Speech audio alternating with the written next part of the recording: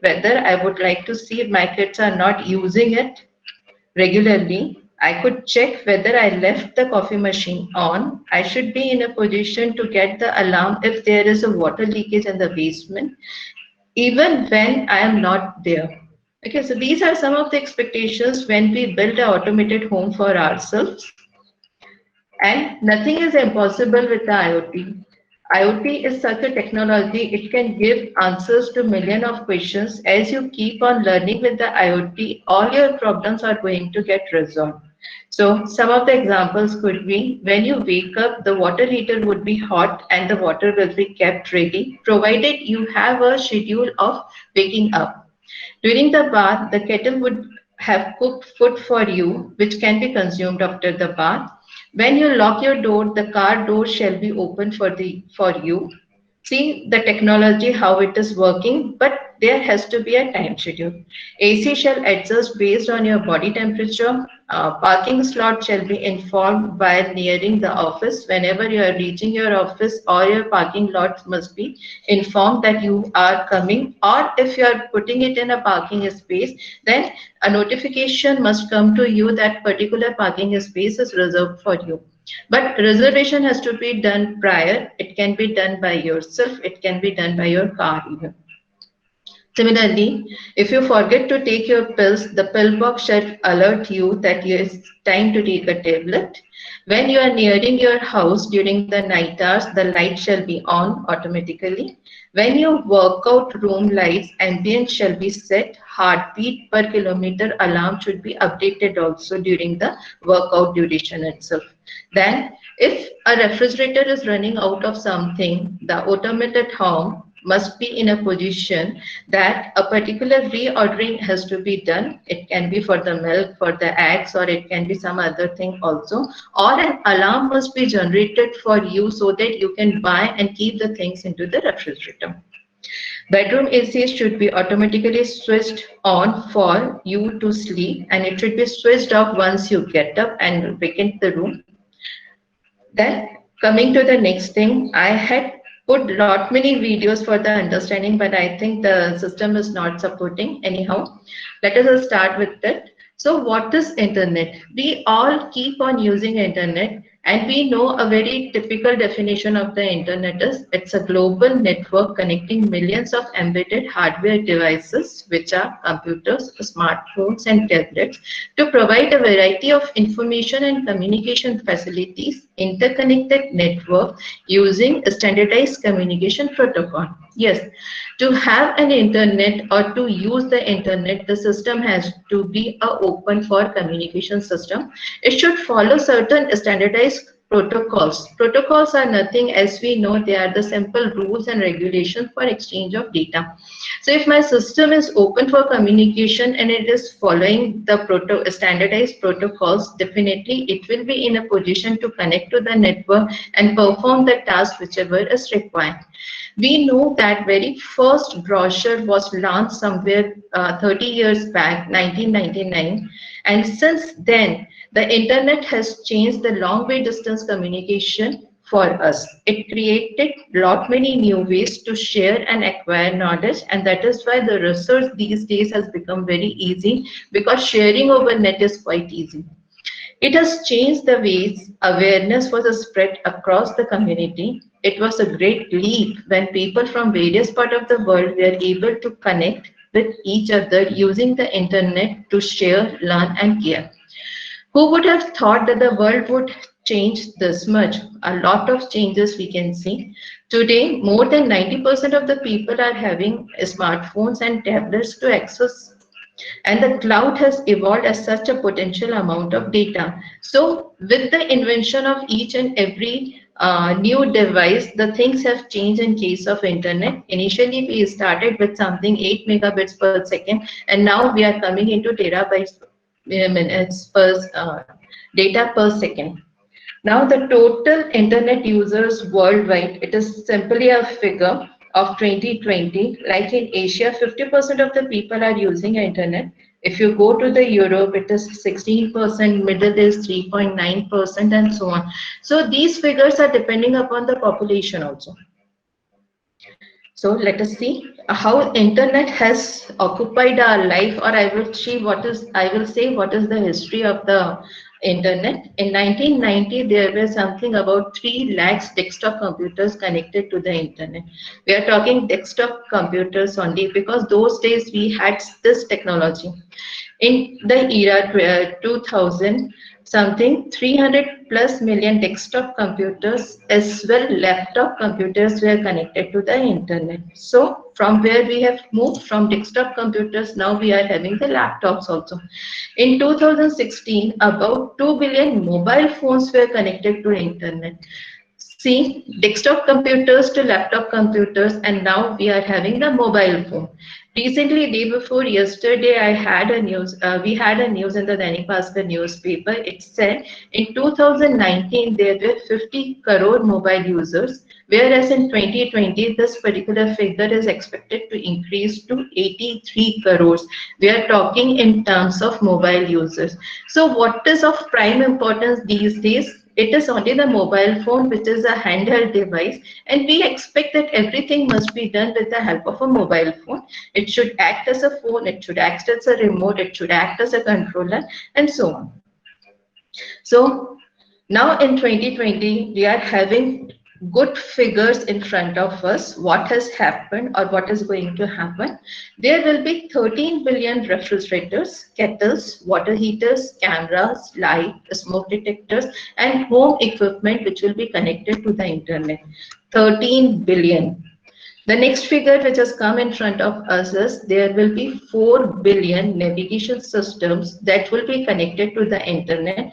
And yes, the dream of connected car is also going to become possible. Again, 411 million wearable watches, shoes, etc. will be connected to the internet, and 646 billion of heart rate monitors, body implants, pills, bottle, blood pressure monitor, skin patches, and other are going to get connected to the internet. I've taken all this figure from the home automation only, and the things are very much related to us, and it is used by each and every person of the family itself. So what does mean? Definitely the things which I have given you in the previous slides, that the heating that turns on when you start your heading home, it's the traffic light that will adjust the flow of the traffic. It's the empty parking space that communicates with your car.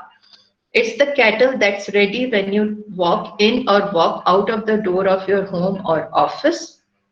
That means we are just talking about the facilities which are going to come up through internet to us. Why we are talking about the IoT? Because it is a technology which is giving us lot many comforts. It is giving us safety. It is giving us security also. Okay. So let's see again. If we have defined the internet, let us come and define the things. So how about our definition of the things? Everything which is narrow, which can be made smart, can be converted into a thing or a device of Internet of Things. In simple words, I can say things can be us, that is the human, they can be animals, they can be buildings, energy stations, bicycles, sensors, cameras, vehicles, medical and health monitoring devices, garage door openers, internet connected sprinklers, water quality sensors, ATM machines, electricity, utility meters, cars, and many more. Whatever you can think of a thing, it is going to become the device of the Internet of Things. So to make something a smart thing or a device, just give it a sense. Just give it as a sense. Like I just want to highlight at this particular point is, do you think our body is smart? And if we are smart, definitely we are smart due to our body. So what we are having in common, the common thing which is available in our body is the senses which are making us more smart, and they are provoking us to take certain actions depending upon the smartness. So to make a particular thing smart, just give it senses, provide it with some unique identity, and connect it to the communication network so that we can communicate with it from any part of the world. Although our body is having a limitation that we are having a nervous system through which the communication is taking place throughout the body, but when we connect it with different type of communication systems, definitely body to body communication is always possible. So each device on the internet is identifiable with a unique ID, that is the IP address. We all know that due to IP address, the connections are quite possible. Definitely when you call someone by saying A, to, it doesn't give a feeling of communication to anyone else. But if you call a person by a name, say it can be Ramesh, Suresh, it gives us a definite reaction that a person is being called or talked to. Similarly, in case of Internet of Things, unique ID is very much important so that we can establish a communication between that device and our network. The IP address is a number that identifies a device, locates the device on the network, and routes the internet traffic. Hence, things refers to any physical object with a device that has its own IP address and connect to a network and also sends receives data via the network. This is the simplest definition of a thing. It can be any physical object.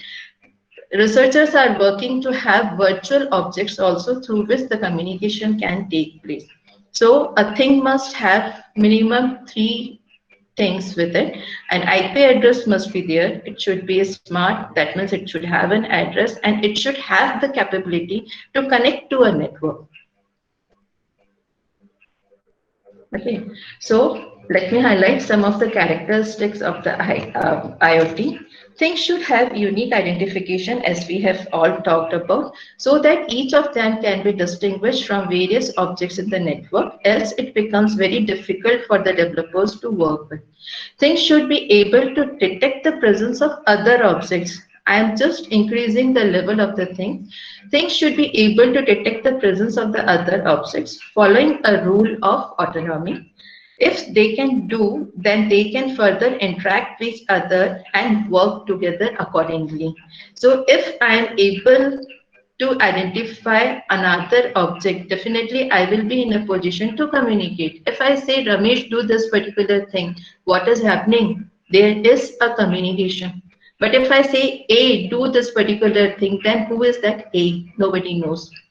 Things should be able to capture data autonomously. Yes, if they are able to communicate with each other, then definitely they should have this particular capability of data capturing also. There will be various communication protocols and technologies that IoT devices will have to work with. So the things should be interoperable among various communication technologies. We are talking in terms of various communication protocols and technologies. That means when I talk in terms of IoT, it is not a particular protocol or a particular technology, but it is a group of communication protocols and technology. And we expect that whatever we do on whichever platform, my control must be there in my home. Things should have a service-based operation such that if any 2 or more objects are in vicinity or in contact, they should be able to communicate directly with each other and exchange information and data if necessary.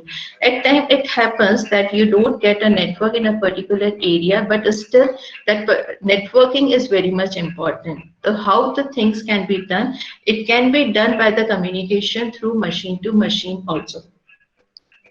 The other characteristics which I can name it, things must be able to operate at low power. Things must be contextual in nature.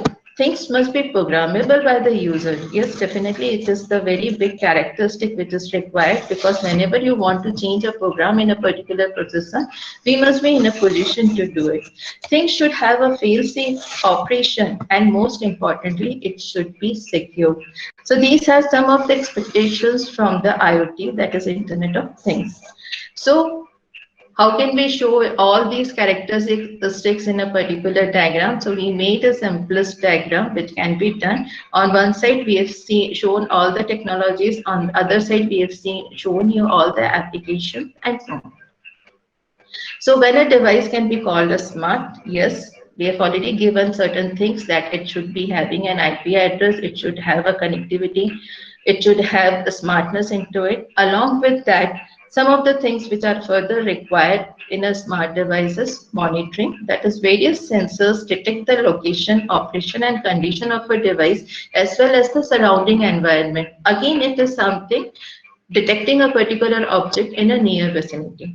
Control. Embedded software controls and personalizes a particular device. Optimization and analytic stream system diagnostic and optimizes a device operation. This is very much required. Autonomy. AI algorithms follow for autonomous operation of a device. It's self-coordination with other systems, self-diagnostic, and self-enhancement.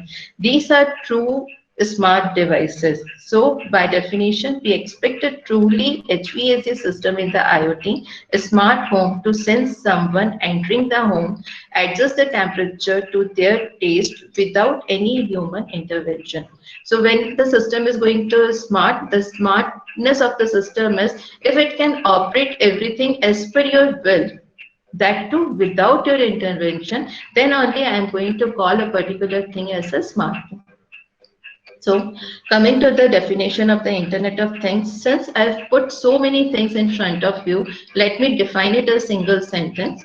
So Internet of Things is basically a dynamic global network infrastructure with self-configuring capabilities. When you need anything at any time, then definitely it should have all those capabilities based on the standards and interoperable communication protocols where physical and virtual things have identities, physical attributes, and virtual personalities, which use intelligent interfaces and are seamlessly interconnected or integrated into the information network. So many words, so many technologies are going in the words which are highlighted in red color.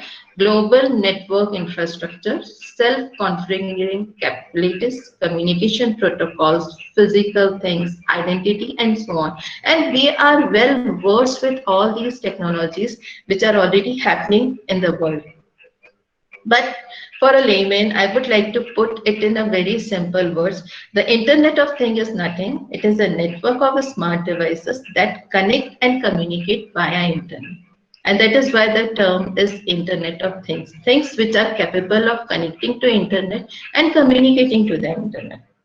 But at the same time, I can also say anytime, any device, anyone, any service, any business, any network, anywhere and at any location. So it's a very, very vast term. How it is started? It is started way back in 1990, or rather I should say it started way back in 1969 when the internet was invented. So it took almost all 50 to 60 years to come to this particular stage. Coming, who is the father of IoT? Not many people say the father of IoT started his work or started his journey with a simple lipstick. Yes, it is related to supply chain management in a particular store. The Eventually, he came to know that a particular shelf, which was full of lipsticks and nail paints in a store, it was the fast-selling item in the store. And every time at the counter, there was a complaint that that particular shelf is not having a lipstick of this particular color, or it is not having the nail paints and on. So what he decided? He decided to put a RFID tag to all the lipsticks and the nail paints so that whenever a particular item is picked from the shelf, automatically the store people will come to know that an item has been picked and it has to be replenished in the shelf itself. So this is how the Internet of Things started. But there are evidences like the ATM machine. It started way back in 1980s itself. Right. The whole idea of the data supply chain led him to drive the RFID chips as an invention, linked the idea of RFID in Procter & Gamble supply chain to the then red hat topic of the internet. He was encouraged to open Manchester's Institute of Technology to start a society known as Auto ID Center that is going to have research in case in the RFID technology. He thought to talk to less tech-savvy people about RFID, and so he got 103 sponsors and transformed MIT into an international lab. Yes, he is none other than the founder director of MIT, Auto ID Center, and alumni of Procter and Gamble. He is Kevin Austin. So he coined the term Internet of Things in 1999, but it took almost all 15 years to come to this particular stage of realization and implementation. A short story about Internet of Things. I think we can leave this particular slide. Okay, so by and by, Internet of Things is now getting converted into Internet of Everything. Now, what is the difference? Not lot many differences are there, but Internet of Everything is just an extension of the Internet of Things. It is an ecosystem where everything is interconnected. When I say everything is interconnected, I mean to say it is connection between people to people, it is connection between people to machine and machine to machine. So IoT is a term that refers to consumer products and devices that connect to the internet and have expanded digital feature. You would be aware of the terms Internet of Agriculture, Internet of Healthcare Systems, Internet of Cars, and so on. So we are talking in terms of Internet of Everything. While end-to-end connection is always important, IoE places emphasis on the other two type of communication. IoE is a wider concept that includes not only M2M, that is machine to machine, but also it lays emphasis on people to machine and people to people communication through the technology. Smart devices are anything that connect to the internet, from appliances to manufacturing equipment, from lock and security cameras to the connected cars and all. So, the component of Internet of Everything, there are four major components which helps in Internet of Everything. It is the people, process, things, and the data. People, more things can be monitored and controlled, so people will become more capable. This is the principle behind why the people is one of the component of Internet of Everything. If you keep a person free, definitely he will be in a position to do something technologically. Some inventions can be done. Process, more users and machines can collaborate in real time, so more complex tasks can be accomplished in lesser time. And hence, we have more collaborated and coordinated data for our systems and purposes. Things, as we all know, things can become more controllable. Therefore, mobile devices and things becomes more valuable. Data, collect data more frequently and reliably. Those results are more accurate for decision making. We all know that data is the next oil, and data is playing a very important role in our lives, and it is going to do lot many things in coming days. So characteristics of the IoT, the main things which are required for the IoT is the connectivity. Things in IoT should be connected to the infrastructure. We are talking about connectivity for a long duration. So connected to the infrastructure, and connectivity is an important characteristic or requirement of a IoT infrastructure. If there is no connectivity, definitely it is not going to be IoT. Anyone, anytime, anywhere, connectivity should be guaranteed in case of IoT infrastructure. Without connection, nothing makes sense. Intelligence and identity. The extraction of knowledge from the generated data is very important. Sensors do generate data. The data is to be interpreted properly. Each IoT device has a unique identity, and this identity is helpful in tracing the equipment and at times to query the status. Now, with the IP address, we will come to know which data has been generated with which particular sensor or device, and accordingly we can make the decision, and we are going to take the action at that particular device only. It cannot be done for the other thing. Scalability. The number of things getting connected to IoT infra is getting increased day by day. Hence, an IoT setup shall be capable to handle the massive expansion. Yes, scalability is the main thing which should go with the IoT. If we are unable to scale a particular technology, then what is the importance of deploying it? That too for an instant where we are talking in terms of home automation, home which is a place of comfort to us, which is a place of security to us. The other characteristics are dynamic and self-adapting. IoT devices should be dynamically adapt to itself to the changing context. Assume a camera meant for surveillance. It may have to work in different conditions at different light situations. That can be morning, afternoon, and evening, and it should be capable of connecting accordingly the light intensity and the photographs itself. Architecture cannot be homogeneous in nature. It should be hybrid, supporting different manufacturers' product to be in the IoT network. We've already talked any device, any place, any network. So the architecture has to be designed in such a fashion that everything can be connected seamlessly. Safety. Having got all the things connected to internet, the personal data is under threat. Yes, you are having everything in your mobile phone, and if you are making it vulnerable, definitely it's a very big threat. Hence, securing the data in a is a major challenge. Not only data security, the equipment getting involved in IoT network are huge. Use persona safety is also to be considered with privacy and protection. Definitely. Still, IoT is a threat for the home automation system, and that is why this particular segment is not picking up as fast as the other segments are picking up, like healthcare system and all. Let us have how the growth of the IoT has taken up. We already know some of the facts. We have seen how many desktop computers were connected, how many laptop computers were connected.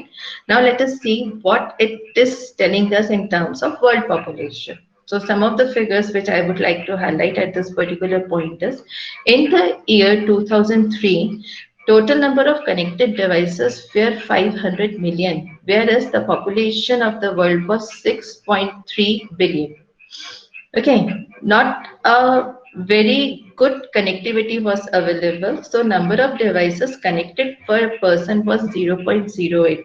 The reason could be the technology which was available or the devices which were available during those days were mainly the desktop computers, some laptop computers, and no smartphones rather. In the 2008, it was the inflection point where the number of connected devices and the population of the world were equal. In 2010, again, there is a tremendous increase in the figures. There were 12.5 billion connected devices per person against the population of 6.894. In 2015, again there was a drastic change in the number of devices connected per person. It was 25 billion, and the world population was something about 7.347. Again, a figure of 3.47, a very big figure. You can say that means each and every person was having 4 connected devices with him. Today, in 2020, it is predicted that number of devices connected per person is going to be almost of 6.58. What we are expecting? We are expecting that 50 billion devices will be connected. Although this figure may change due to this pandemic, but definitely for the next year, we can expect from 50 billion devices to get connected. You can see from where we have started and where we have reached from 500 million to 50 million. It's not a small change. What I want to highlight at this particular point is we can see that initially we started with the desktop computers, came to the laptops, came to the smartphones, and now it is a small devices even. Check for the job opportunities which are available. A huge amount of job will be created by IoT itself. And let me tell you very frankly, IoT is not a single technology. It cannot do anything all alone. It is a group of technology which is going to generate such an employment for the students to come up or for the existing public to take over. Again, one more thing, from IPv4 consumers, now we are shifting to IPv6 because IPv6 is going to help us to introduce the IoT. Otherwise, we are at the level of saturation in case of IPv4. So why IoT is an inflection point? Yes, why it is becoming so popular, why it is getting implemented so easily. There are some of the factors which are behind it. The hardware is very cheap these days.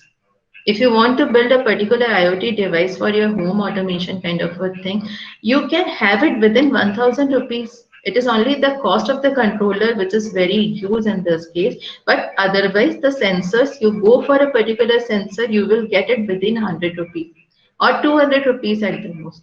Definitely, when you go for an actuator is also not very expensive. But reduction in the cost, it has taken place over past 10 years. It was not so before 10 years. The second thing which is giving a, a priority point to the IoT is that is the connectivity is pervasive. Yes, the network is available everywhere. You go to the highest peak, the network is already available. So what is the characteristic which we study? That connectivity is the utmost point for Internet of Things. Yes, if connectivity is there, then IoT is there. So cost of the connectivity, if it is available at the highest point or at the bottom point, definitely IoT device is going to work. And that is why we say the development is very easy and deployment is also easy. If deployment is easy, then only the development is going to become easy. Otherwise, nobody likes to develop a system whose deployment is not very easy. It's a tough thing. So I can also give some credit to the Murray's law that due to which the Silicon Valley is flourishing these days. If Murray's law keeps on continuing, definitely my hardware cost is going to keep on reducing. The processing power will keep on increasing and it will give a least parts to the IoT device. Similarly, for the network, we are having the Metcalfe law. If this particular law keeps on moving with us, definitely one day everything will come into the arena of the IoT itself. So some of the things on the other slide we can say, the processing speed is helping IoT. It is the lightweight OS, which is, yes, one of the major factors for the IoT. The research is still going on and lot many developments are still on the way. We are having the wireless communication as the biggest supplier of the IoT. I'm going to call it as a supplier. Yes, next is the cloud computing, which is giving a better edge to the IoT, and the small footprint protocols, which are again helping IoT to flourish. So these are some of the factors which are making IoT very much possible in our daily life.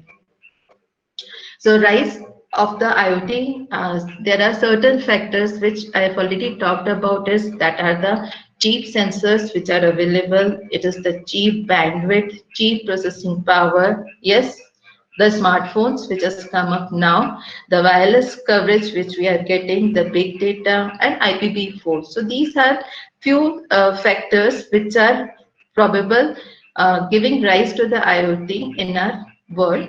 And I've put everything together for 2020. It is predicted by Cisco that there will be 50 billion devices. There will be 212 billion sensors. All these sensors will be generating 44 zettabytes of data every day, where 85% of the sensors or the devices will still be in unconnected conditions.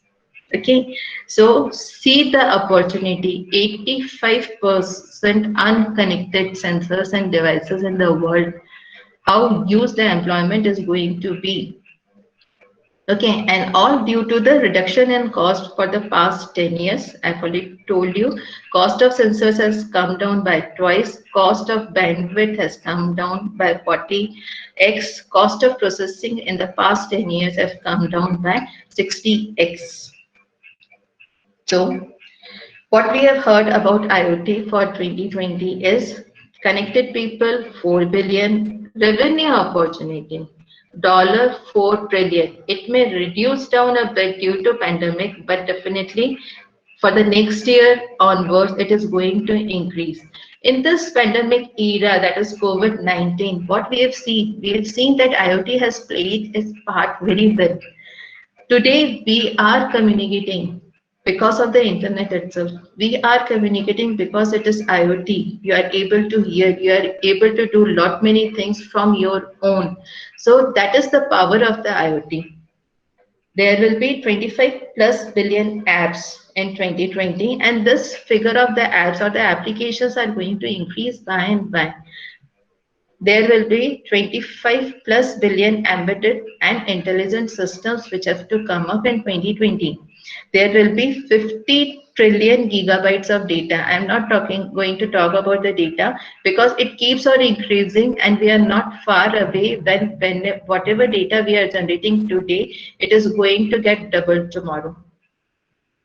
So, as I've already said, IoT is not all about technology. No, IoT, it is fusion of technologies. Lot many technologies goes into IoT, then only it is giving or it is flourishing and it is giving us successful results. IoT is the energy pill for the industry. Although it may not be very popular for the home automation system, but in this era of COVID-19, we have seen that industries cannot be run without human intervention.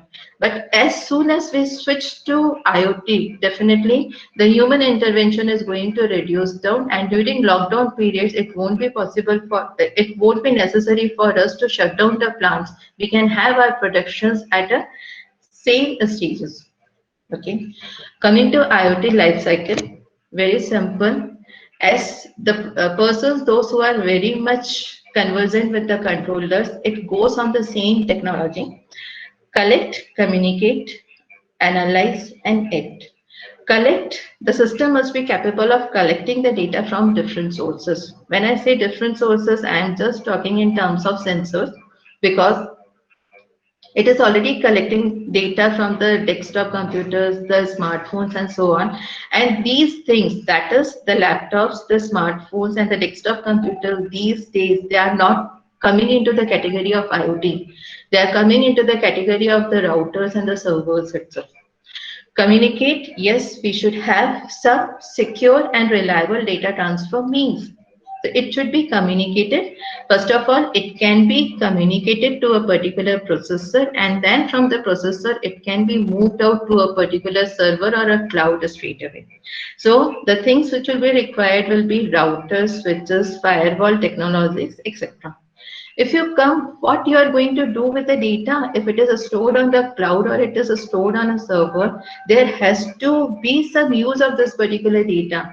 Data, it is not necessary that it is your daily data, like whenever a thought process is going on, आज क्या होगा, class लगेगी कि नहीं लगेगी, आज lockdown होगा कि नहीं होगा. Although such kind of data is not important. When this particular data is coming from an industry, it is coming from a financial market or it is coming from a retail house, definitely it can be analyzed and lot of important decisions can be drawn from the analysis of this particular data. If I talk in terms of technology which is coming at this particular point, it is the cloud. Another one is going to be the data analytics. Okay. Apart from data analytics, when it is data, definitely it has to be big data. And when we say we have to do certain analysis and we have to take certain action, it is going to be machine learning as well as the deep learning also. Okay, so once we have collected the data, it has been communicated, it has been processed, it has been analyzed. Now what is left out? Left out is the action to be taken accordingly. Okay, now this particular action can be taken at the same machine, it can be taken at a different machine, or it can be taken for altogether a different application. Okay. So this is what is the life cycle of the IoT, but just see how the technologies are getting integrated. Although I say it is IoT, but it is not only IoT. Right? So the next 30 or the emerging 30 technologies in the coming few years is going to be, as we all know, they are the buzzwords and everybody is running behind it. It is the artificial intelligence, it is machine learning, deep learning, Internet of Things, industrial Internet of Things, sensors, wearables, mobile, social internet advancement, social networks, media, blockchain, the coming of technology, it is cryptocurrency, big data, the application, infrastructure, automation, robots, which can be in the form of drones or autonomous vehicles and so on, emerging media like AR, VR, MR, 360 degree. Mobile technologies and advancement, if we talk about, then we are having cloud computing, again 3D printing, we are having the customer journey and the experience, energy technology, cyber security. So lot many technologies are there which are coming up very fast and they are playing their small role in other technologies also. Okay. So what we are talking about, basically what was the purpose behind the previous slide was what we are talking about. We are talking about a very big revolution which is going on. It is known as Industry 4.0. Yes, what is Industry 4.0? Before moving to 4.0, let us see what was the Industrial Revolution. As you might be aware, when we started way back in the 17th century, the human beings were living in a small community and they were concerned with a small skill set which they were getting from their forefathers. So it was a very small community which used to fight together, and there was no industrial growth or there was no growth as such. So industrial revolution, it has started way back in 1784, although it is said, somebody says it is 1750 and so on. So it hardly matters. So when first industrial revolution has started, it has started with a very big invention of the steam energy or the water energy, you can say. With the introduction of the steam, lot many things became a streamlined. When I say it became a streamline, I mean to say that first of all, the transportation has started. The locomotive engines or the train was the very first invention of the first industrial revolution. What all things can be done with the help of a steam? Everything was invented during a period of 100 years, and that is how the trade became possible between the different communities. And people started moving from a small community to the big cities, and that is how the concept of city came into development. Say within 100 years, the second industrial revolution came into picture, and the credit goes to the electrical power. In 1870, what was the thing which gave this particular revolution was the electrical power. With the help of the electrical power, lot many things which were done with the help a hand or which were not done with the help of a steam can be done very easily. So next phase, we had some mass production, say for the cars, it can be for the garments and so on. With this particular thing, in 1969, we had the third industrial revolution, and the credit of the third industrial revolution is given to two particular things. One is the Silica Valley, another one is the information technology.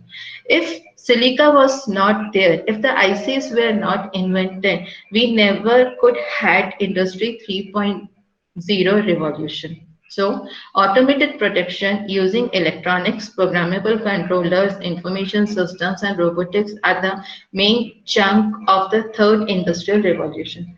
So, when we were able to communicate through information technology using the electronics into it, it was a very big development that we see today is that machine to machine communication is very much possible. In Industry 3.0, definitely there was human to machine interaction, but in case of Industry 4.0 revolution, it is only machine to machine communication. Nobody wants that human should interact with the machine as the machine is interacting with the other machine. Definitely, the day is not far apart when you will see if a particular item, say milk in your house is running out of stock, automatically the fridge is going to give instruction to a store, a milk store, and the milk will be coming to your house through the vehicle, through the milk vehicle itself. And your door is going to get open because it will also know that refrigerator has placed order for the milk, and the milk will be placed in the refrigerator.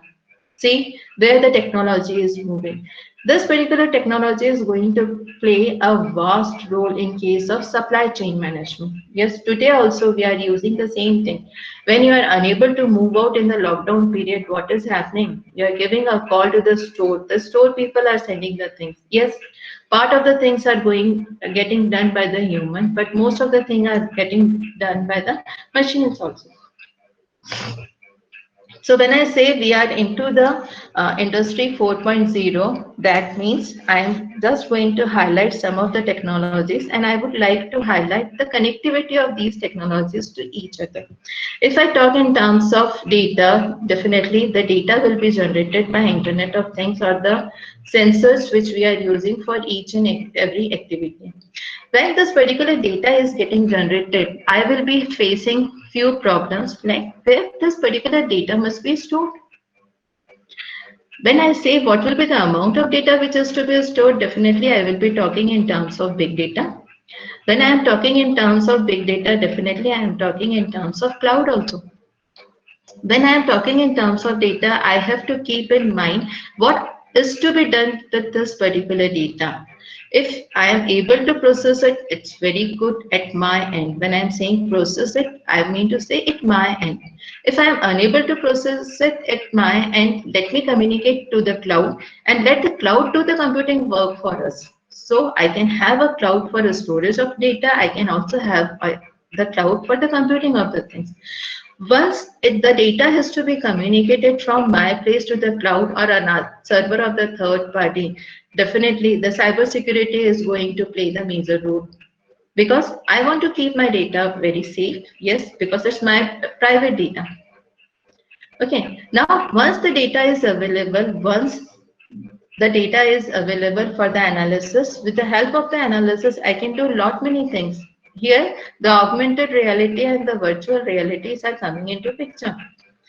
Once the data is available, I am supposed to take action based on the data. It can be in any industry, it can be at any place, any other place. So some robots are required. They can be autonomous in nature, they can be guided. Robots are required to take the action because we are not in a position to move out and take action at that particular point. I cannot go to the moon and take the action.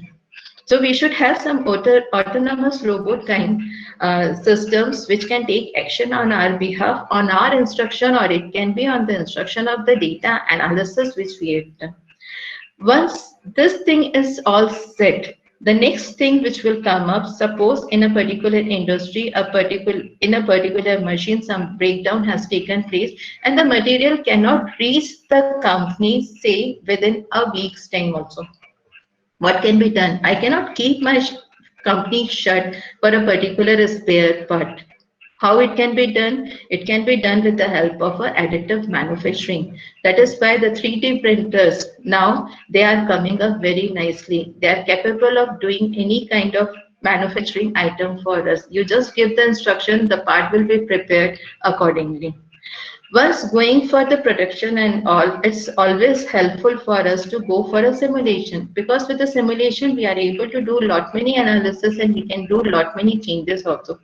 So when so many technologies are going in place, definitely I can say that system integration is going to play the biggest role because until and unless the technologies are getting integrated, we cannot have fruitful results out of 4.0 industrial revolution. So the machine to machine communication is the major thing which is going into 4.0.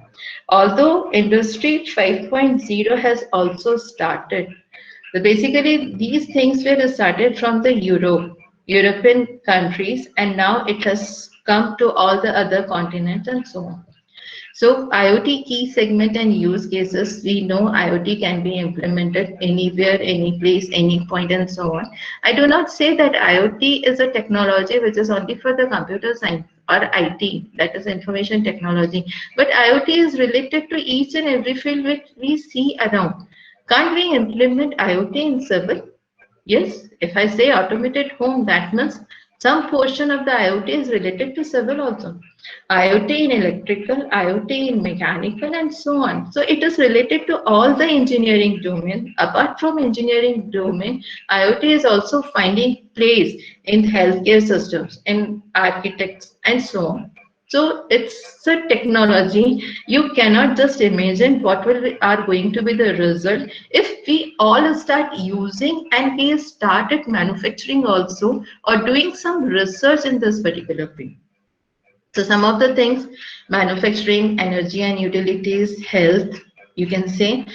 There is retail also, telecommunication, mobility, insurance, government and public sectors, connected cars, connected homes, and so on. So IoT is everywhere. As I say, the sunlight is there during the daytime everywhere. Definitely one day IoT is going to play the same role. Okay. Now, what are the sources of the data generation? Yes, there are a lot many sources of data generation. We have seen how the sensors are going to generate the data. In simple words, I can say if I am having a temperature sensor and I have placed it in the environment, say for 24 hours, and it is capable of giving me a value every millisecond. Just think about the amount of data which will be generated in 24 hours. Okay, there can be data of some other type also which help us in daily analysis of data. Like in this particular slide I have given, a person is talking, am I healthy? When we wake up in the morning, at times we feel that we are not healthy. So there was a question, am I healthy? It takes almost a few minutes to judge whether we are healthy or not. What will be the consequences? I can just give a list of consequences also. Suppose if I have to go to office by the office work itself, if I am late in taking the decision, definitely I am going to miss the bus. And if I miss the bus, the very next thought in my mind or the data which will be generated in my mind is going to be when is going to be the next bus.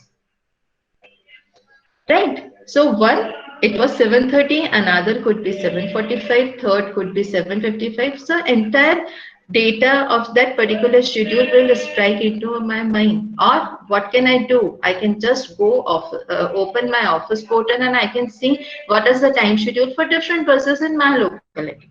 Okay. If suppose some of the schedule does not suits me, what I can do, I can have my own conveyance. I can go with my own conveyance to the office. The very next thing, the burning problem of today is where to park my own conveyance. So what will come into my mind is where to park it. And somebody is helping out me in parking the thing, definitely he is going to be the best person in my life. But that particular person must have the data where the space is available. Again, it is data. Okay. Once you are parking your car, something you remember, oh, I left the iron on. What will happen to the electricity bill of mine? Because it is going to run at least for 8 to 10 hours. What will happen if I am in a position to switch it off? So see, although this particular data is not necessary for the industry, for the other people, but this particular data is also very much important for our own life. So how much amount of data has been generated? I think this particular data would have gone into gigabytes.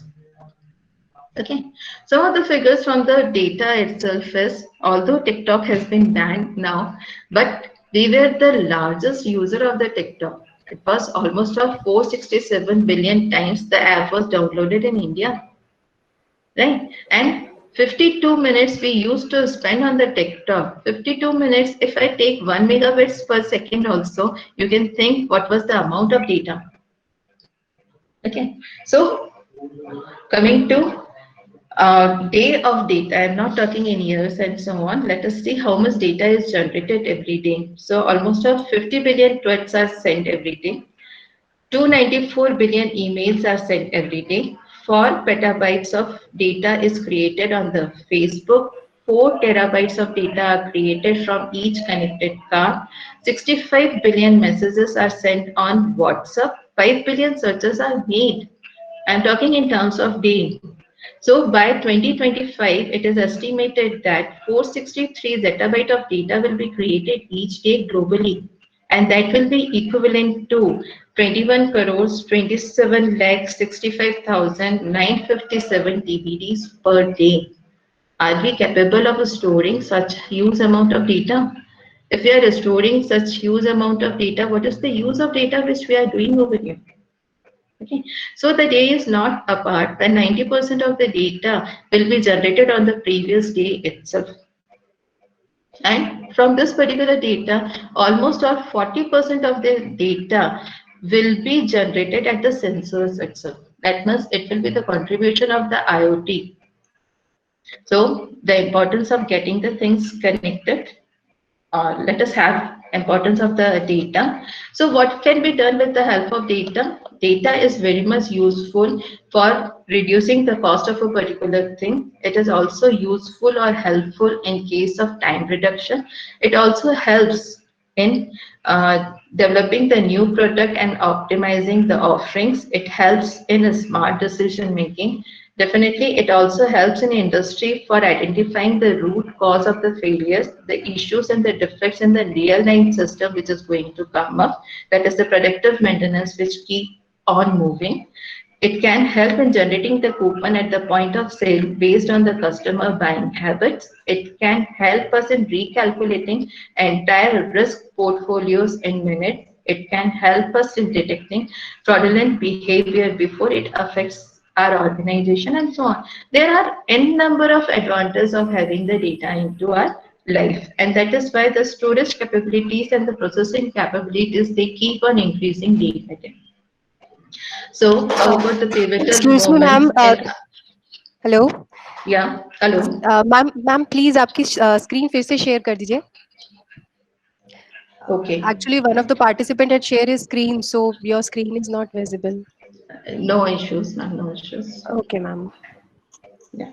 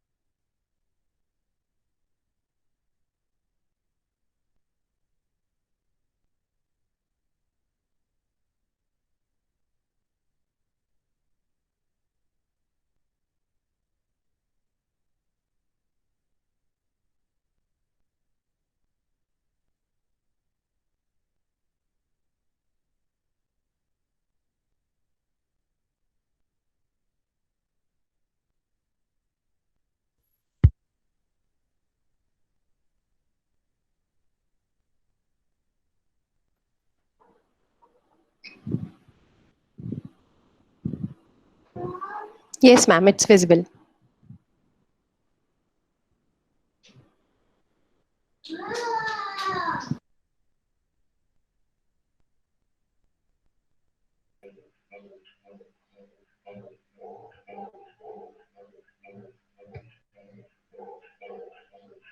Yeah. So I was talking why, what are the, let us track the history of the IoT when it has started way back in 2014. This particular year can be counted as the year of the things in which we were developing lot many sensors and the actuators itself. Okay, so basically 2014, it has started with the electronics itself. 2015, I can say it was the era of the IoT platform when lot many platforms for the IoT were developed. So by and by, the shift is coming from electronics to the computer science or the IT. In 2016, I can say the year it was for the IoT developers, where we had lot many developers who were taking care or who were doing some or the other research work on the platform. 2017, I can say it was the year of the consumer consolidation. See, we have electronics, we have the platforms, we have the developers. Definitely, it was the time to deploy it also. 2018, it was the year of standards rationalization. Still, the work is going on. 2019, the year of several major security attacks. Yes. So one particular year was devoted to find out what were the security attacks and how they can be nullified very easily. And so in 2020, it is said, I will say, the IoT is the new IT. Okay, now coming to something technical, we have already talked about so many generalized thing into it. Coming to something technical, I can say, let me say what all things are going into Internet of Things. So I will be giving you the different layers. Although different architectures are available for Internet of Things, but I go with Vasudevan sir that he has divided the entire Internet of Things into 7 layers. And very easily, each and every layer can be developed at the place where it should be. So the very first layer is definitely data logging and the monitoring layer, where the sensors are playing their own role. It is basically the data collection layer where we collect data from the sensors, and definitely it is also the actuator layer where the actions are taking place. So whatever data is generated, it goes up to the last layer, it is rerouted from the last layer, and the action is going to take place at this particular layer itself. So sensors, we are having multiple type of sensors. They can be motion sensors, there can be temperature, accelerometers, and so on. Coming to the second layer is basically the processing and the controller layer, where the data collected by the source is given for the processing. It is basically, when we say it is processing in controller, definitely the microcontrollers and the microprocessors are coming into picture at this particular point. Lot many processors and the controllers are already available in the market. The best one for the IoT at this particular stage of learning is the Arduino family, where we can have Arduino Uno or Arduino Mega. The others which are available are from the Intel, they can be for ARM and so on. Okay. Lot many prototyping boards are also available so that you don't face any problem during integration of your controller board to the PC or to the keypads itself. Okay. Accordingly, lot many operating systems are also available which is giving place to the sensors data. So this is the second layer. The third layer is basically the hardware interface layer, which is giving rise to the end-to-end communication. How the processor is going to get connected to the server and so on, or how this particular interfacing will be done from one machine to another machine. So lot many interfaces go in this particular layer. It can be wireless, they can be routers, there we can have the USB connections, the RS-232 can be there, we can use RS-485 UART, I2C, and so many components, components come into this particular hardware interface layer. If I talk in terms of communication from one point to a remote area, definitely my fourth layer is going to play an important role. That is the RF interface communication layer. Although RF may not be true at times, but it is a communication layer. So lot many different data link protocol goes in this particular place is that it can be short range, low bandwidth. We can have protocols for short range, high bandwidth. We can have long range, low bandwidth, and we can have long range, high bandwidth. The interfacing could be your RFID, it can be NFC, it can be Wi-Fi, it can be low power Bluetooth, it can be Zigbee, and so on. Depending upon the application, the entire range of protocols and the devices are available. The fifth layer is definitely devoted to the session and the messaging layer. So how the sessions must be conducted and how the messages must be communicated. It is the basic functionality of this particular layer.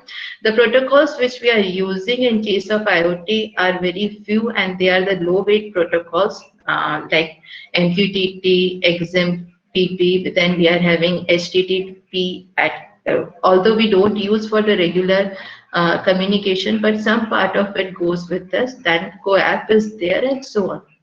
The next layer is basically the software layer. I also call it as a solution layer because it is taking care of the UX and the UI of the system.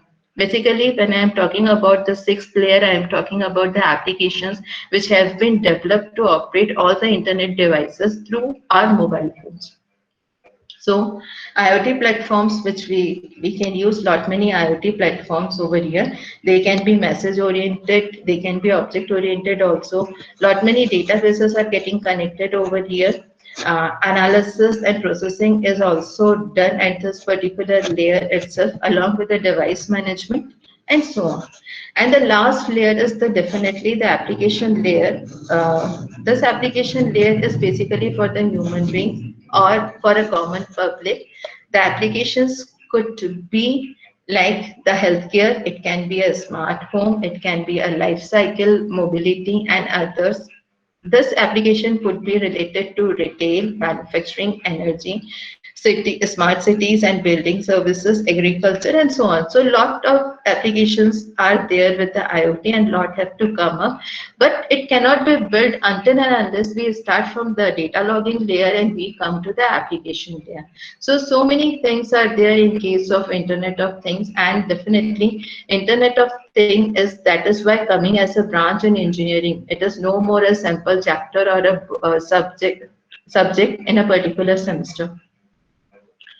So I don't want to summarize it. Let us move forward. So what does IoT automation add to my home? Why we are talking in terms of home automation? Because that is the title of our talk today. So what are our expectations from a smart home? What we need basically when we come up to, we need security and safety. We need some utility management system into our homes. We need some wellness monitoring system also, because there are so many family members with variety of ages and all. We need smart appliances so that it can give you comfort when you are moving out from your office or coming back to your home. If somebody gives you a good coffee, how you will feel. And also the other thing which is coming up is the entertainment. So I can say some of the categories for the uh, home automation are this. Coming to what can be the other expectations or what should be the other things which go into the home automation from the technology front is, it is the adaptive learning of the devices, which I can cater to the user's mood, patterns, and behavior. So this is something apart from technology, but it plays a very big role in case of IoT. For example, the Nest thermostat utilizes learning features in order to automatically adjust the temperature of the house to the homeowner preferences. Somebody may like 25 degrees centigrade. Somebody will say, no, it should be 22 degrees centigrade. So who is going to do all these changes for us? It is the adaptive learning of the system straight away. Right. So IoT applications in a smart home could be security systems, surveillance system, alarm systems, energy monitoring system, which can be in terms of lighting, thermostat, home appliances, energy meters. We can have water management systems like motor control, level control, the sprinkler system, home entertainment systems like audio, video, projections, and so on. We can have wearable devices into our home like watches for quality living. We can have shoes and so on. Kids, elder, pet monitoring for safe life. Yes, we are very much, we need the security, so we take care of our elders and pets also. We can help their monitoring with the help of IoT appliances. Control and automation of the lighting. Yes, this is the biggest part, because every time when we move out of a lighted room, we never switch off the lights and the fans which are running in this particular room. And that is the cause of concern to everybody, basically the electricity board. Then yes, heating, ventilation, air conditioning systems. Then appliances such as washers, dryers, air purifiers, oven, refrigerator. You think about, you see in your home, and you will feel that everything must be automated. Taps, doorbells, curtains, and so on. Okay, let us have some differences between connected home, smart home, and home automation. Although these terms are being used for a longer time, and everybody says connected home means a smart home means it is a home automation kind of a thing, but still there are minute differences with it. When I say it is home automation, this encompasses appliances such as washing machines, dishwashers, that is gadgets gadgets using electricity to make household work easier. Today, these appliances have become intelligent with sensors, causing the required amount of water and thermostat to correct the temperature. So, some amount of intelligence has been built into these systems, but basically, home automation systems, they have one thing is common is they are run with the help of electricity. A smart gadget functions independently without the intervention of the human. That means the smart home, what we are going to land up to, that the human must not intervene. The smart devices are going to judge the behavior and they are going to do the things as per the behavior of the human person. So connected home, these homes have local connectivity via a local area network. Protocols such as Zigbee or Bluetooth and internet connection. This connectivity allows the automated devices to exchange information within the home or with the remote device or users over the internet. Okay, so connected home, basically it is the local area network which plays the important part. When I say smart home, it is neither a connected home nor a automated home, although it needs both connectivity and automation. A smart home has automated, connected and smart devices that work together. And these devices manage themselves and can control the other devices on their own. So how to get started? The basic thing is everything is there. We have the connectivity, we have all the technologies, everything. But the point is when to start and how to start. The starting point is also very simple. Let me tell you how the things can be started at your own. See, nobody comes with the technology from the womb itself. You have to come to the world and you have to learn. And once you learn, then you will be in a position to implement it. But the learning is the basic point where it should start. So don't be afraid of starting the IoT. Okay. So what are the general components? We have already seen things, connectivity, data, and the analytics comes into the IoT. There are certain enabling technologies for the IoT itself. That technologies will be mobile internet, there will be protocol, the storage and all. So coming to the basic things, sensors, as we are already aware, characteristic of any device to detect the presence of a particular physical quantity is the function of the sensors. Similarly, other counterpart of the sensor is an actuator, a device that converts a control signal into a mechanical or an electrical action. Okay, these are basically the part of the electronics, no doubt. Different type of sensors which are readily available for use in the market are temperature sensors, humidity sensors, pressure sensors, proximity sensors, gas sensors, smoke sensors, alcohol sensors, ultrasonic sensors, flow sensors, fire sensors, accelerometers, and so on. I have just listed down some of the sensors which we are going to use in home automation. I have not come up to the entire sensor, but more over 1 lakh sensors are available for use. Okay, so along with sensors, you will be needing some embedded boards or the prototyping boards. As we are all aware that Arduino boards are available readily for the prototyping purpose. Okay, their cost is not too much. These can be available from rupees 200 to 500. At the max, it can go up to 800 if you are going for a higher end product. Okay, different variety of them are also available. You can use Arduino Uno, you can use Arduino Mega, you can use Arduino Nano, you can use Pro Mini, and so on. We can have from Texas, we can have from Intel, and also from other companies as well. Similarly, actuators, the normal actuators which we will be needing could be an LED, it can be a relay, a 7-segment display, it can be a screen simply, it can be an actuator, it can be a motor and so on. So these things readily available in the market. For connectivity, depending upon the application, so many things are available. It can be NFC, it can be RFID, it can be 6LoWPAN, it can be Z-Web and so on. Okay, so coming to some of the products, Okay, the very basic thing which goes into a home automation system, I've already told you, it is the light. It is the basic pain point of each and every person because the rates of the electricity are increasing day by day. So 19% of the energy used in the world is due to the lighting itself. Intelligent lighting is the good way which enables to minimize and save light by allowing the householder to control remotely cooling and heating, lighting and the control of the appliances. The concept of intelligent lighting also involves utilizing natural light from the sun to reduce the use of man-made lighting. Light control system serves to provide the right amount of light where and when it is needed. Okay, just let us take an example that you have come to your home during the night, and what is going to happen? As soon as you enter the home, you will find that there is dark inside the room. The very first action is going to be you will go to the switchboard, you will switch on the lights and the fans or the appliances, whichever are required. Then only you are in a position to view the things in the home. Okay.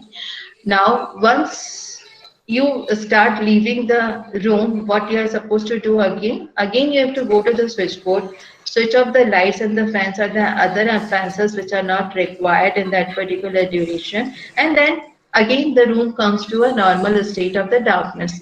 But what we can do, we can eliminate two particular steps from this particular area, and I will call this particular room as an intelligent room. What are those two particular slides? Going to the switchboard and switching on or off the lights and fans and the other appliances. So how the things are going to work now? I can just place a simple motion detector sensor, and in turn this motion detector is going to switch on and switch off the appliances which are required. So just see, you as soon as you enter the room, the lights are going to switch on. You don't have to move to the switchboard and on. And as soon as you move out of the room, the lights are going to switch off. How much amount of energy is saved, do you know?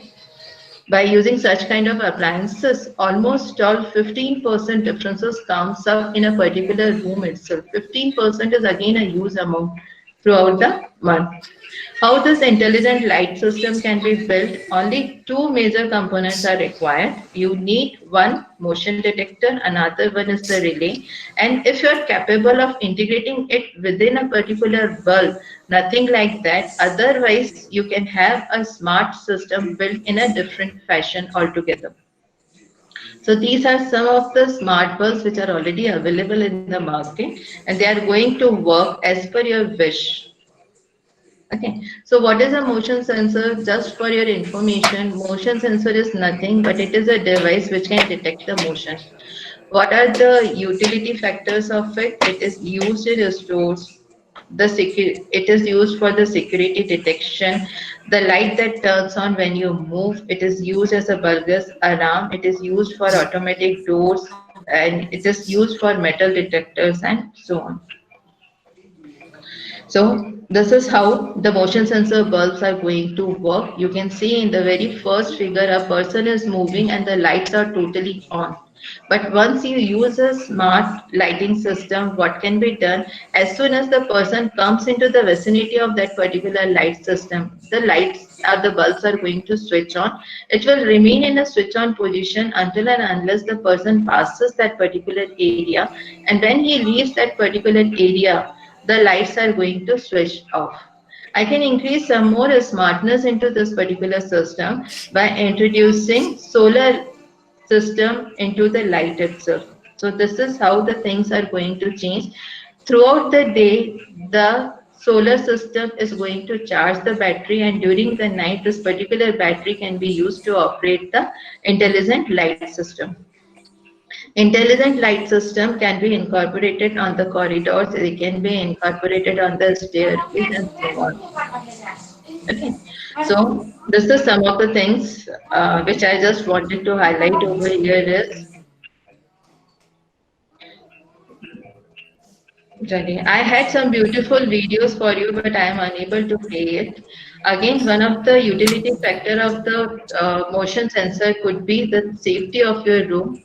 It can give you a notification kind of a thing whenever someone else enters your room. That is, intruder is present into your room. So The other type of intelligent light system could be a light dusk to dawn, in which we have made use of a LDR, which detects the presence of the light into a particular area, and if the intensity of the light reduces to a particular level, goes down by a particular level, it will instruct the bulb to switch on, and once the intensity increases above a particular level, definitely bulb is going to switch off automatically. It is an idle lighting system when you are out of your home or when you forget to switch on the lights of your porch or the outside area. So light dependent, coming to the other systems which we are having. Okay. One thing which gives or which goes with our mood is the RGB light. It is basically multicolor lights which we see during the Diwali time, and yes, people are using it because Dining is just people get necessary. it can be changed as per our requirement. The colors can be changed. The intensity of the colors can be increased or decreased as per our will or depending upon our mood. So these are some of the examples of the bulbs which are already available in the market. You can just bring them and place in your room. They can be very easily controlled with the help of applications which are available readily in the market. They can be connected either through Bluetooth, or it can be an RF kind of a thing. You can even use a Wi-Fi connectivity and so on. So you can see what wonderful environment is being created with a small bulb with the help of an RGB LED. Okay, one more thing which comes to our mind when we come to an automated home is we can have some of the things automated, like in this case, there is a table in which we are having colorful lights which can be changed with the presence of a particular material onto it. You can see wherever there are glasswares, the LED or the light below it is blue, and whatever the free areas are there, the light is going to be yellow in nature. This combination can also be changed with the help of the applications which are available with such kind of systems in the market. So coming to the next type of thing which is available in the automated home is the daylight dimmer. Yes, we were talking in terms of artificial light and the man-made light and the sunlight. Yes, wherever and whatever quantity of sunlight is available, we should try to use to maximum level, and whatever is uh, not available or you want a particular intensity, definitely we can use a dimmer bulb in place of that. So dimmer bulb goes with the intensity of the light available in the room. If the light is sufficient from the sunlight itself, it is going to remain in an off condition. But when it has to supplement during the low intensity, definitely it will switch on automatically to a particular level which is set by the system. So these type of bulbs are having lot many applications in the offices and in the rooms also. You can see in this images that we have that in a particular office during the daytime, you can see only 2 tube lights out of 4 are in a on condition. But during night, when there is totally dark into the environment, all the 4 tube lights are glowing.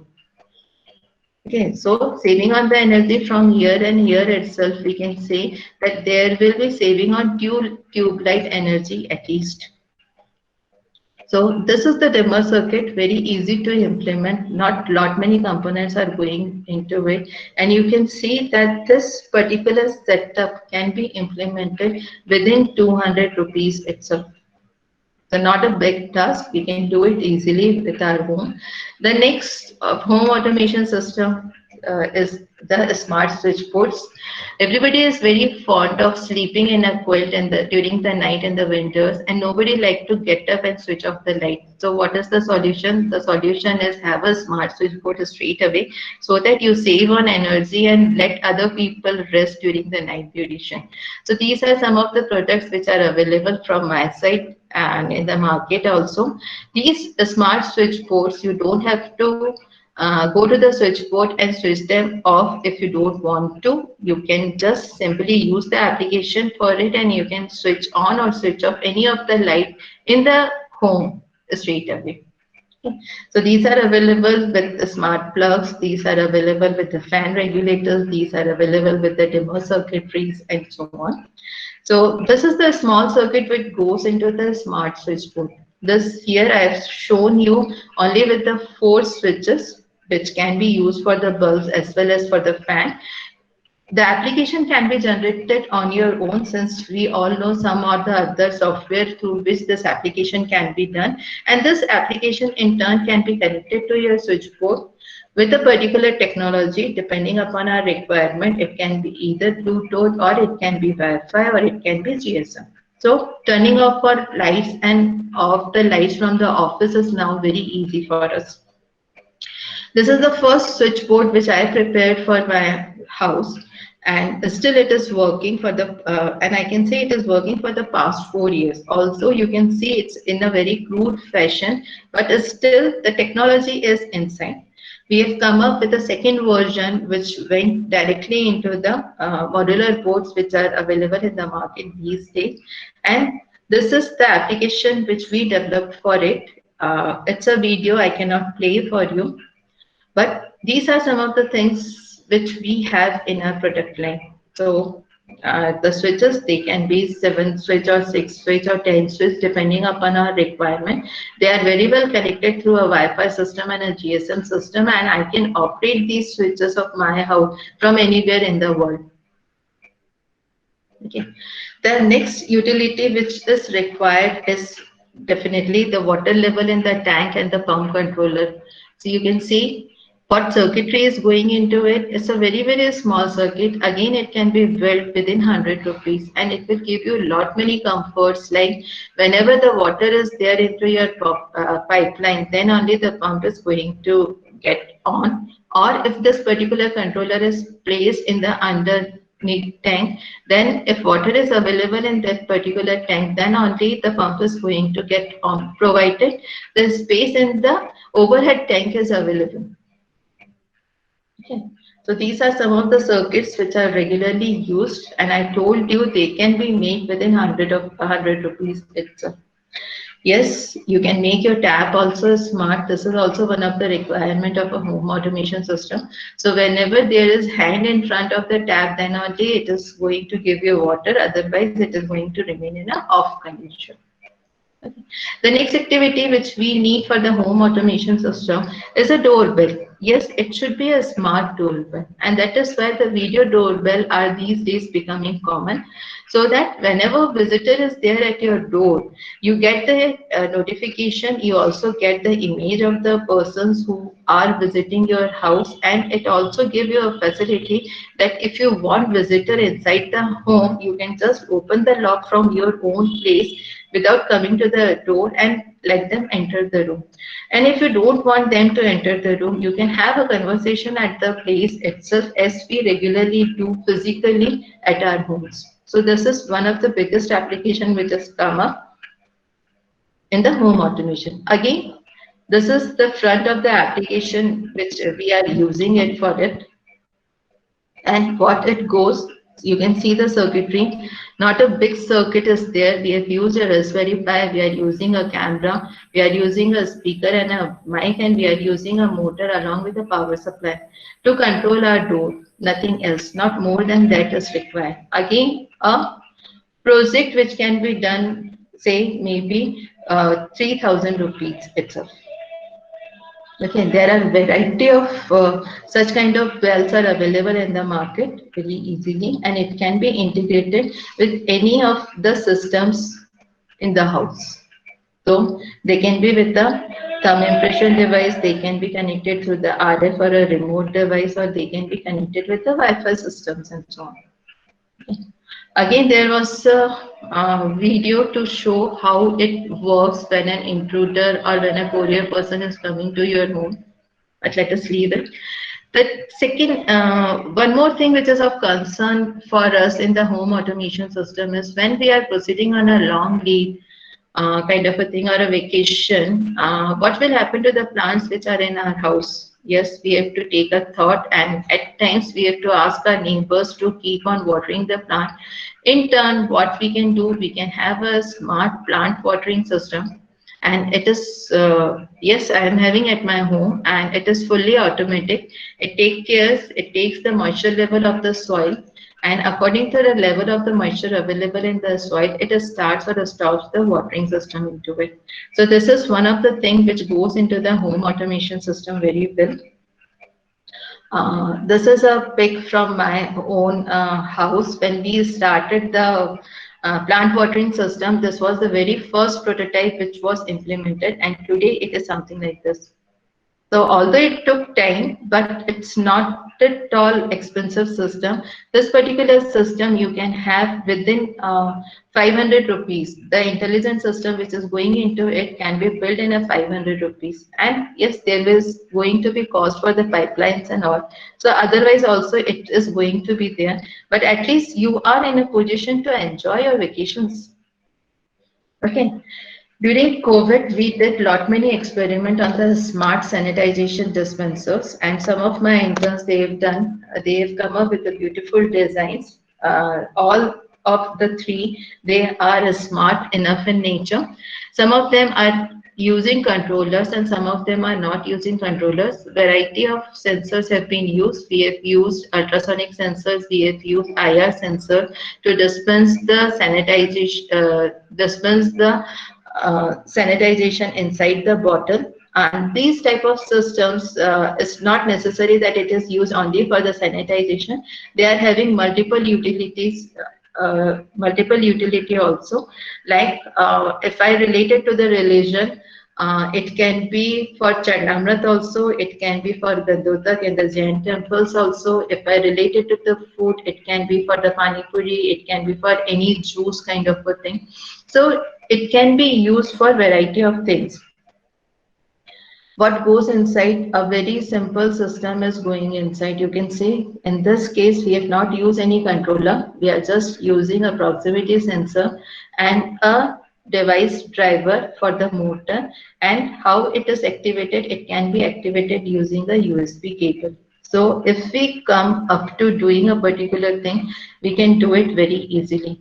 And it can be done for colleges, it can be done for offices and so on.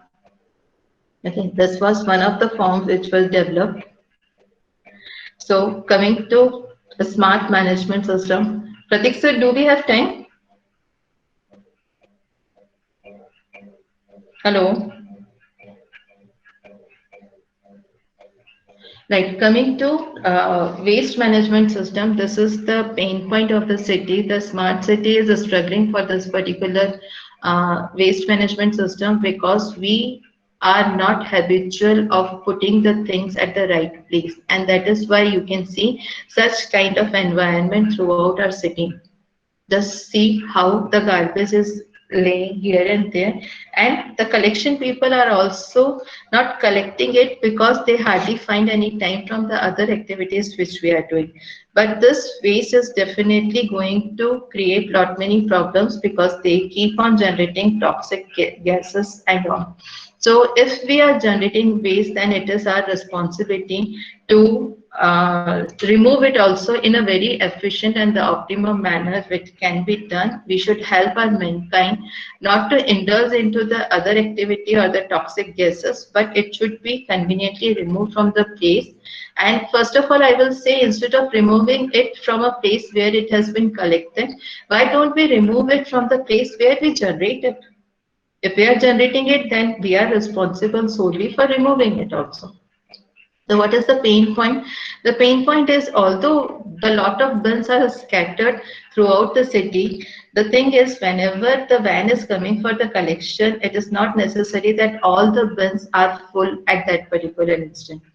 Okay. So what is happening? Although the plan is there for the collection, but if it is not getting collected, if the garbage is not being generated to the fullest level, the trip of the garbage van is getting cancelled out. What is the use of investing such a huge amount in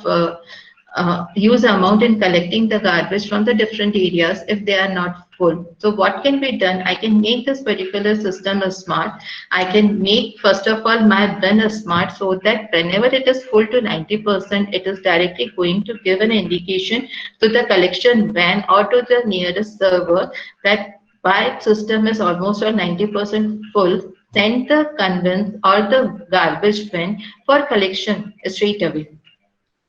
And the routes can be planned very easily. So these are some of the figures, simulation which we have already done. So whenever there is a notification, there is a garbage van, the route of the garbage van is very well defined. In this case, you can see that the bins, 3 bins, they have given the indication or the notification that they are full now. And accordingly, the van has planned its route and it will collect the garbage from these 3 bins and it will remove it from there. So this monitoring is very much possible if we have the data at the right time at the right place. If it is not available, then we cannot plan the particular route, and it may happen that van is going in a particular route. Some of the bins, they are still in an open condition or a full condition, but this is not going to solve the purpose. Right. So what are the benefits? There is a reduction in cost collection. There is no miss pickups, reduce in overflow, waste generation analysis can be done properly. We can reduce down the CO2 emission reductions and so on. Lot many things can be done with the help of a smart waste management system. So this is how it is getting collected into the city. You can see the networking in this particular case. We are having the garbage can. They can be placed with an active sensors, they can be placed with a passive sensors. The active sensors can directly talk to the garbage truck for the collections, or the passive sensors can directly be connected to the cloud platform and so on. For the garbage trucks also, the route is decided in a such a way that same type of garbage can be collected and it can be dispersed to a particular industry. Say if we have a bin for collection of the newspaper only, the van will collect only the newspaper and it will disperse it to a plant in which we are having the recycling of the paper. So if data is available and the things are getting smarter and smarter, then we can do the analysis and it can be worked.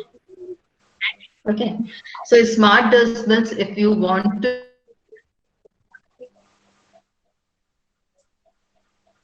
circuitry which goes into it depending upon the utility. 3 major things have been identified in a smart dustbin. One is the level it should communicate to which it is full or empty. The second is opening of the lid whenever a person is nearby to throw away the garbage into the system. The third thing is if the person is unable to move to the smart bin or the dustbin must move to the person straight away. So these are some of the activities which are available in the smart dustbin and nothing more is required. You are having a controller board, you are having a servo motor, you are having an ultrasound sensor. You can put one more ultrasound sensor or a IR sensor or a proximity sensor and you can put the wheels. Again, the cost is not going to be more than 1500 rupees, but it is going to serve you throughout the life duration. So again, there was one video. I cannot take any risk for it, and I think let us finish it off. There are more devices which I just wanted to add on. It is the smart refrigerator. We can have some pet monitoring systems which are RFID controlled also, because we are very much, those who are very much fond of their pets, they want to have such kind of sensors with the pet so that they can give the location of the pet where it is. It is also capable, it should also be capable of monitoring the health of the pet. A small network goes into this particular point even. Then a smart cities, a smart transportation was also there. So coming to the end, the references I just wanted to highlight at this particular point, because this, although we are doing it on a regular basis, but already somebody has done and all those projections are coming into the slides. A lot many websites are available, a use community is available to help us out in case of IoT. So whenever there is a requirement, my suggestion is you can go to the Arduino family, you can go to the GitHub, you can have lot many membership on other websites which can help you in understanding IoT very well. Apart from understanding, these are the sites which are going to help you in implementation also. But the very first step has to be taken by you to implement it. So that is all my side. And I'm very much thankful to the Oriental Group of Institute for giving a chance for sharing my knowledge with you. And a special thanks to the Prateek sir and the Neha ma'am for organizing such a session. And it's over from my side. Thank you. Thank you. Thank you, sir. Over to Neha. Thank you, ma'am. Participants are requested to unmute their mics and ask the questions. Please participate. Any questions? Am I audible, sir? Yes, ma'am. Audible. Yeah, ma'am. Good morning, Geeta ma'am. Good morning. Am I audible? Yeah, sure, Yes, ma'am. ma'am. Shoot. Ma'am, can you use ultrasonic sensor at the place of motion sensor? Unable to get you, ma'am. Can you repeat?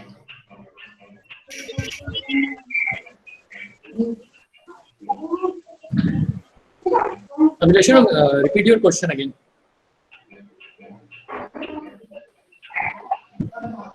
Hello. Ma'am, your voice is not clear. Please write your question in the Now chat it's clear? box.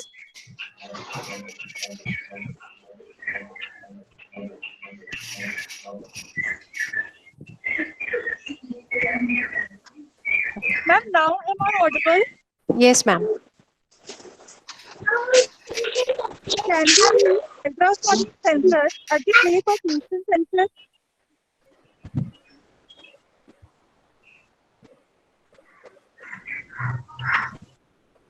Ma'am, I'm repeating the question. Can Yeah. we use ultrasonic sensor at the place of motion sensor? In place of motion sensor, what Yes, is the application you are looking for? Abhilasha, ma'am? Yeah, can you tell me the application which you are looking for? Because the application of both the things are different. When you are using an ultrasonic sensor, the communication is almost on line of sight.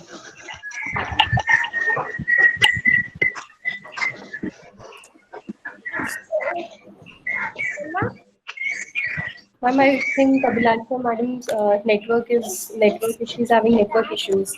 Ma'am, you can collect the questions and you can mail me so that I will be in a position to reply to them. Okay, ma'am. Okay. Yeah.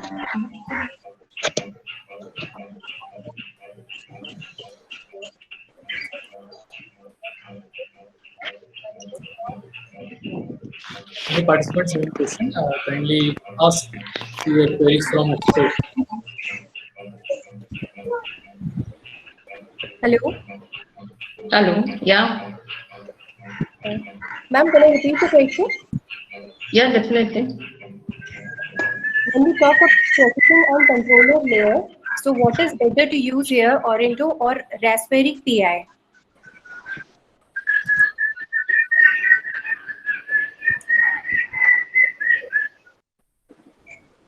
Am I audible, ma'am? Hello? Hello? Hello? Hello. Yeah. Ma'am, am I audible? Yeah. Yeah. When we talk about processing and controller layer, so what is better to use here, Orendo or Raspberry Pi? Ma'am, again, it goes with the application. What amount of processing has to be done? What is the application of it? If the processing is not required to the higher end, you can use the normal controllers also, because you have to take care of the this cost also for a particular product. So everything, because Raspberry Pi, if you go to the market for a purchase, it is something about 2,000 to 3,000 rupees with the add-on. Whereas if you go with a smaller board like Pro Mini, Arduino or Arduino Uno, it is going to cost you 300 to 500 rupees. Okay. Ma'am, one more Okay. question. Yeah. Is there any solution to game theory using IoT? Can you repeat, ma'am? Is there any solution to game theory using IoT? Any solution to gain theory for IoT? Yes, ma'am. Using Uh, IoT. can you elaborate, ma'am? Satyendra Sonare, sir, You can unmute yourself and ask the question. Satyendra Sonare sir.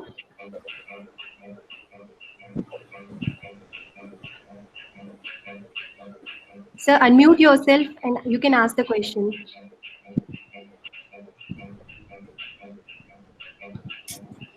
Hello. Hello. But he is not able to unmute.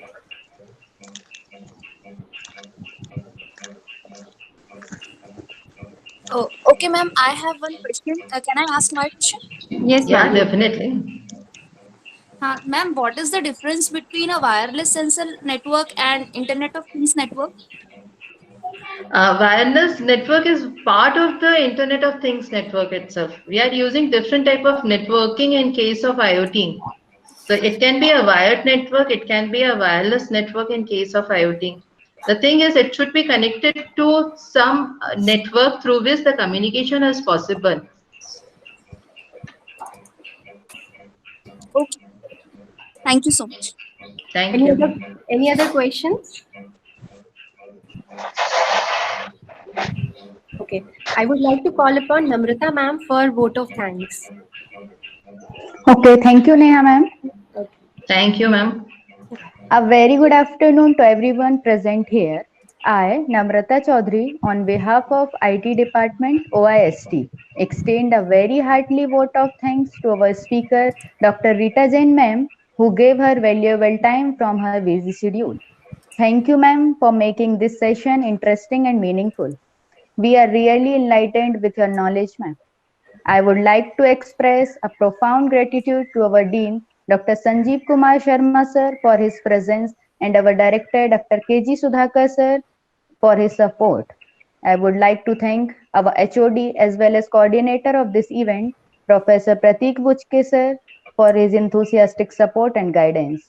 I am happy to express vote of thanks to all the participants from college affiliated by RGPV all over the MP. Thank you so much, ma'am. Thank you.